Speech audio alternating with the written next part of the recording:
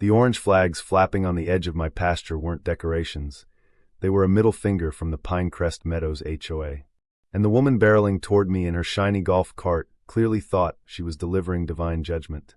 I wiped grease from my hands and leaned against the corral fence. Aspen Ridge, Colorado, looks like a postcard from the outside. Snow-capped peaks, million-dollar views, friendly neighbors waving from their Teslas.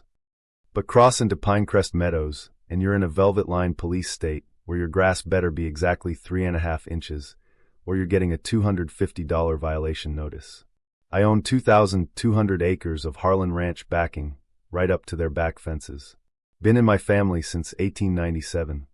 Never missed a tax payment. Never asked them for a damn thing. Miranda Caldwell rolled to a stop 6 feet from my boots, platinum bob not moving an inch in the mountain breeze. She flashed a laminated badge like it was a presidential seal. Mr. Harlan? Miranda Caldwell, president of the Pinecrest Meadows Homeowners Association. We're expanding into Phase 4, and your cattle have been wandering onto our newly acquired parcel. I'm going to need you to remove them immediately. I stared at the orange tape stretching across land I'd branded calves on last spring. That's my property. You're standing on it. Her smile was all teeth and zero warmth. Actually, no. We purchased the northeast section from the county 3 months ago.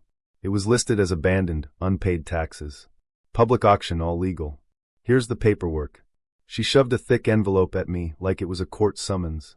I flipped through it. Wrong parcel numbers. No certified mail to my address. Auction held the exact week I was in Denver burying my uncle. This is theft with extra steps, Miranda. She clutched her pearls, actual pearls. The community has standards, Mr. Harlan. We can't have unsightly ranch equipment ruining our view shed.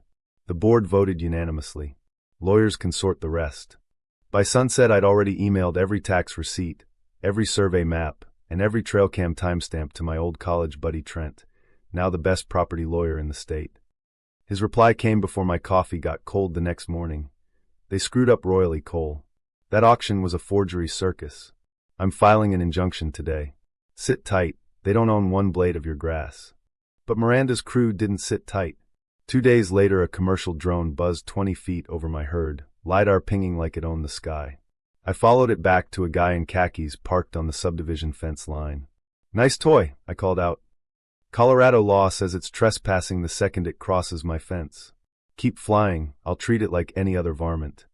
He packed up faster than a scared jackrabbit. The real fun started when Trent dug deeper. Turns out Miranda and her board had partnered with a shady developer, her husband's cousin's firm, to cook the books. Fake delinquency notices, a county clerk on the take, and a shell LLC registered to the treasurer's nephew. They'd already presold 28 lots on my land with glossy brochures, luxury ranch-style homes nestled in pristine Colorado foothills. While they were busy playing God with my deed, I'd been playing the long game. 2 years earlier, during a zoning dispute with another neighbor, I'd quietly bought the misplatted meadow buffer strip, the green space the HOA bragged about in every marketing packet. It had never been properly deeded after the county redrew lines. On paper it belonged to nobody. Until I filed it under a land trust. That strip just happened to contain the only legal access easement to their clubhouse, pool, and walking trails. And their massive development loan was secured against all HOA common assets. I filed the access restriction notice on a Thursday. By Friday, the panic calls were lighting up Miranda's phone. Residents woke up to my bright yellow signs, private property, and no trespassing. Decks that extended 3 feet into the buffer? Suddenly illegal. Dog park? Gone. The Saturday yoga class on their meadow? Cancelled by reality. The emergency HOA meeting was held in the community center they loved to call the Heart of Pinecrest. I walked in uninvited, folder in hand, boots still dusty from the pasture.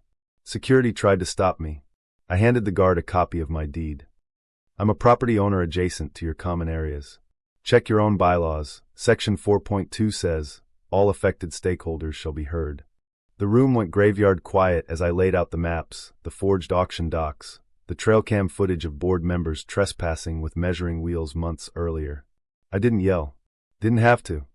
You spent $400 a month per household on standards and harmony, while your president and her cronies tried to steal 2,200 acres from the guy next door. And the collateral on your $18 million loan. Half of it sits on land I now legally control. A woman in the front row, designer yoga pants, fresh Botox, stood up shaking. Are you saying our pool could get foreclosed because of your stupid buffer? Pretty much, I shrugged. Unless the board dissolves this HOA, fires every director, and restructures as a voluntary co-op with full transparency. In exchange, I'll sign a 10-year lease for continued access at $1 a year. Take it or watch your property values crater when the bank calls the note. Miranda turned the color of skim milk. This is extortion. No, ma'am, I said, smiling for the first time. This is what happens when you weaponize community standards against the wrong neighbor. You built your empire on rules. Turns out those same rules apply to you. The vote wasn't even close. 2 nights later, the board suspended Miranda and the treasurer pending criminal investigation. Homeowners started a petition to dissolve the entire HOA. The sheriff's office executed a search warrant on their little trailer office the next morning. Boxes of hard drives left in handcuffs. The dominoes kept falling. The county clerk flipped. Miranda's husband's contracting firm was tied to 6 other shady auctions across the Front Range. The lender called the note. The clubhouse, pool, and trails went into receivership.